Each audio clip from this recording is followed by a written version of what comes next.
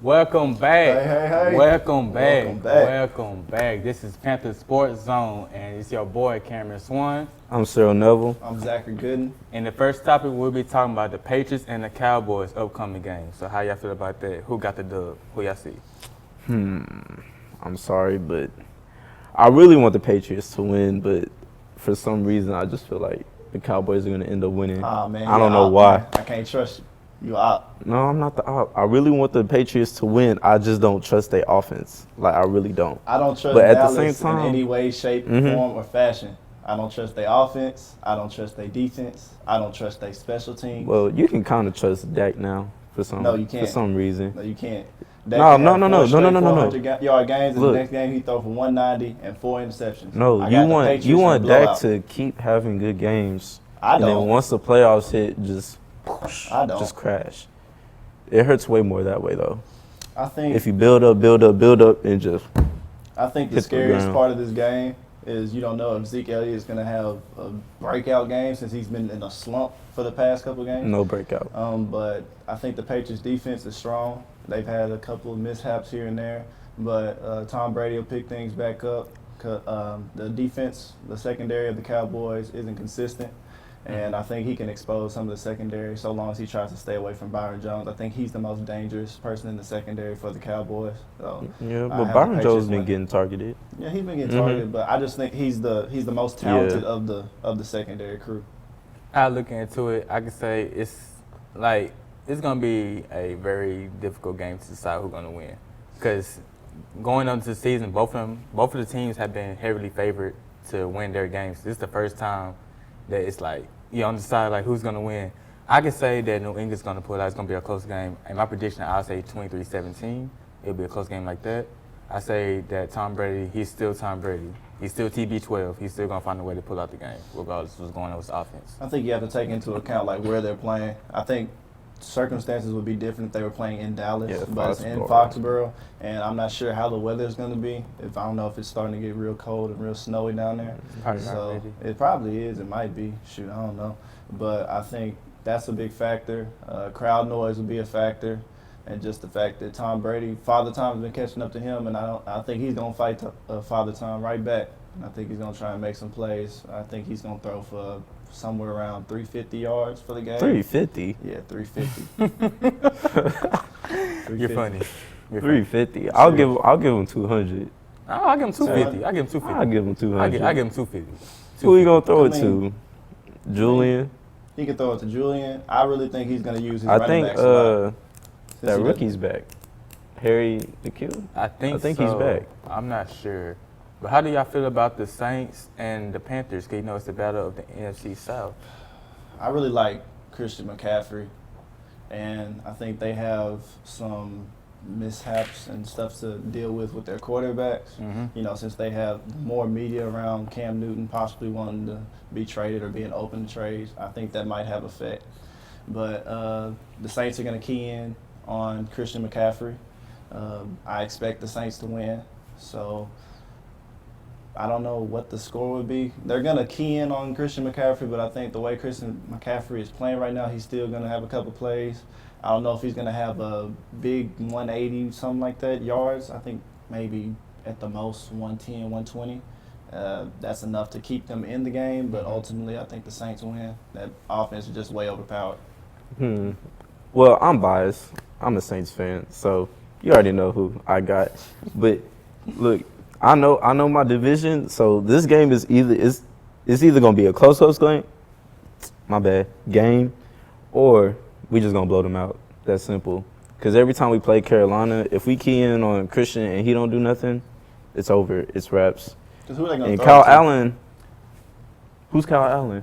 Like receiver wise, I have no idea. DJ Moore. That's what I would say. DJ but Moore, I don't but think he's a fumble. consistent. When he plays against us, he's a fumble machine. and then you can't throw I to know that- Samuel. I know that, 'cause man. Same thing. So Mhm. probably just gonna be a shutout. But I got the Saints win the game too because not only their defense starting to play better now, they have their offensive weapons getting back intact now since Drew Brees came back. You still got Thomas, you still got Kamara, you still got different weapons, and you even got your quarterback who played quarterback, kick returns. He do Wide everything. receiver, He do punt everything on the team. field. He's just a player. He's just an athlete. You got him making key plays too on third downs and sometimes fourth downs. So White it's gonna boy be hard with to the stop sauce. all of them. White boy with the sauce. Exactly. It's gonna be real hard to stop all. Just overall, they have too many collective I pieces. think Our Marcus run Lattimore defense is he's consistent. gonna re-up too. Yeah, because he been been having an up and slacking. down He- season. He gonna come back, play the form. Well, this year he's been playing great. He just got hurt 2 weeks ago, so he hasn't played in a couple of weeks. But I'm not sure if he's back this game or not. But we'll see what happens. Yeah, It's either gonna be a blowout or it's a very close game. I feel like But my team's gonna come out on top regardless. It's weird, but we'll see what happens, man. But when we come back from the break, we start talking about the Mason Rudolph situation.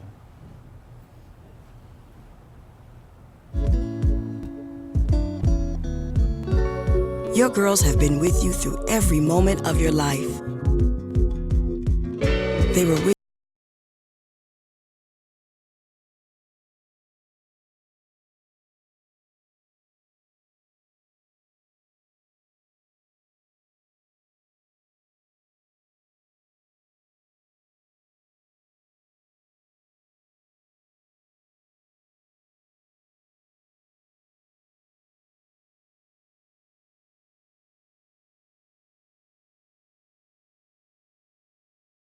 you right now.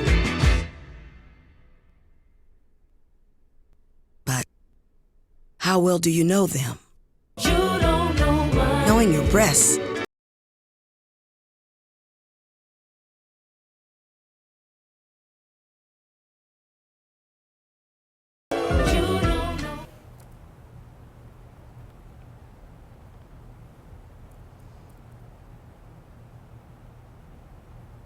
Welcome back. Welcome back. Hey, So hey, hey. we got some important news for y'all. You know what I'm saying? Myles Garrett, his suspension, it ain't looking too well now. It's not looking too well.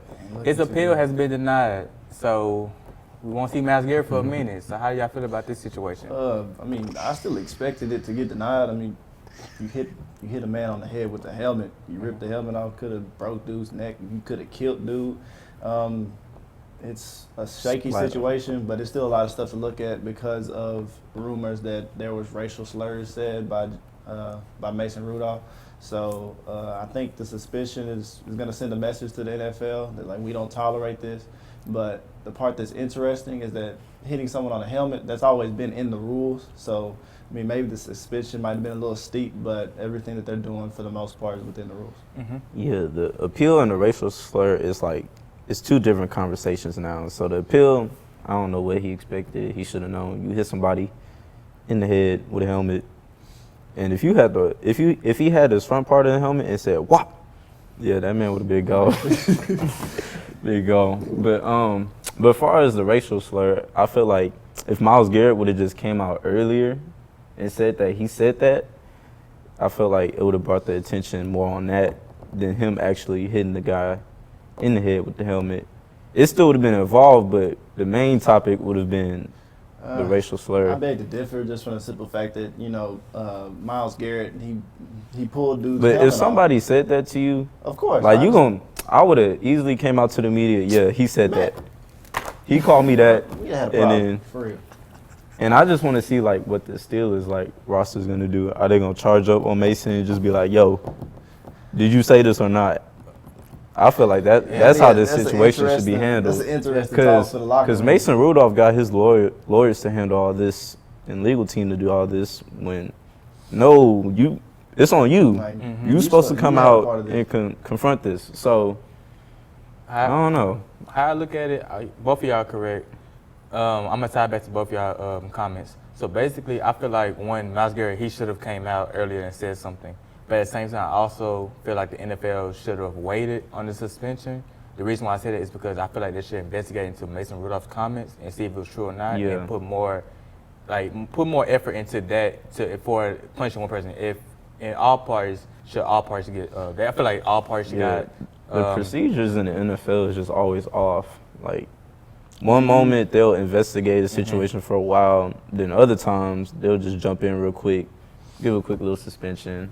Other time, it always switches up. There's no like set procedure they have. Do you think that if they would have just opened up an investigation immediately after it happened, do you think they should have went ahead and suspended Myles Garrett for a game or two while they did the investigation? Yes, You I have agree. to. Definitely for a game Yeah. or two, because you also had other players, not just them two. You got to realize Okay. there was other Just players in wanna the be parties sure. who got suspended as well. So I feel like getting him like a game or two, that probably help out, but not just saying like, okay, you spend it for the rest of the 2019 season and part of Right. 2020 season. Because you don't want to have the investigation and he's still playing. That kind of Exactly, defeats the and purpose of then what's Mason going on. Rudolph's still playing with no Like he has no repercussion whatsoever. Yeah, so I feel like they should both suspend both of them for at least a game or two They need to while make an looking to the announcement. investigation. They need to. That's Announcement why. that That's they're looking why. at Mason. That's why the NFL is going downhill because of situations like this. You're not doing the properly way. You're instead like, oh, just jump to conclusion. Basically, jump off the broom, jump to conclusion instead of just like looking to the investigation. If you really care, you look into it. I mean, yeah, there's a lot of discipline that needs to be handed here, but I feel like it's all pretty much one-sided. And just because Mason Rudolph called him a coward or said he was doing a bully move, and he completely ignored the fact that he initiated a lot of the problems. So, for me, it's just if you didn't say it, why not do it yourself and say it that you didn't say it instead of having other people doing it for you? It's funny. Like, you know what I mean? what? The reason why they want No, like he had his lawyers tell people that he didn't say that. Like they came out and made a statement for him. Oh, I think he's just Instead doing of that from him. the aspect of he doesn't want to touch the situation. No, but if anymore. you didn't say it, it's not that hard to just come out and say, Yeah, "Yo, yeah. I didn't say it." Nah, he's scared. That's what he did. scared. I feel like he said something. He's scared. That's No, all. definitely Garrett said hasn't really something. talked much about it either, though. No, I'm saying the reason why Mason Rudolph won't come out formally and say anything besides saying he owned up to it is because he's scared. He don't want to lose opportunities going on for him in the future. More like a turtle. It's basically Get back because, into his shell. like you said before, your NFL, you represent yourself. From all the endorsements and everything, you represent yourself. It's not like how the NBA and the baseball and everything else is, like you get like multiple endorsements. This one, you basically represent yourself. So if he formally came out and said, oh, I did this and that, of course he probably gonna lose some future endorsements like that. For example, look at the Kareem Hunt situation, from Antonio Brown situation, sometimes even the Tyreek Hill situation. I didn't think Mason was gonna get any endorsements to begin with. But I'm saying even if he did, yeah, you I still can agree, get like yeah. some sideline deals, and he can lose that. It just overall just losing like benefits from other things. So of course he won't like formally come out and say And he the did truth that. shall set you free. We shall see. I mean, because like you said, Anthony Brown, I think he lost his deal with Nike. And, you know, people have been losing stuff left and right just for standing up for stuff. I mean, people have been gaining stuff also. You know, Colin Kaepernick, he gained another deal with Nike after all this stuff went on. So, But everything's different. So we're going to set it for another day. So we're going to set it for another day because I don't want to go all day, you know what I'm saying? I can go all day with I this. mean, this it's an interesting topic. It's, man, when somebody says something racial to you. He said something. You know, I mean, what's I Jay-Z feel going like to do he sitting did. there in the room? Like, what y'all finna do? Like Say you that had for something another- to do with this. I'm going to say that for another day. But it's been real. This is Panther Sports Zone. It's your boy Cameron Swan. I'm Cyril Neville. And I'm Zachary Gooden. We're signing out.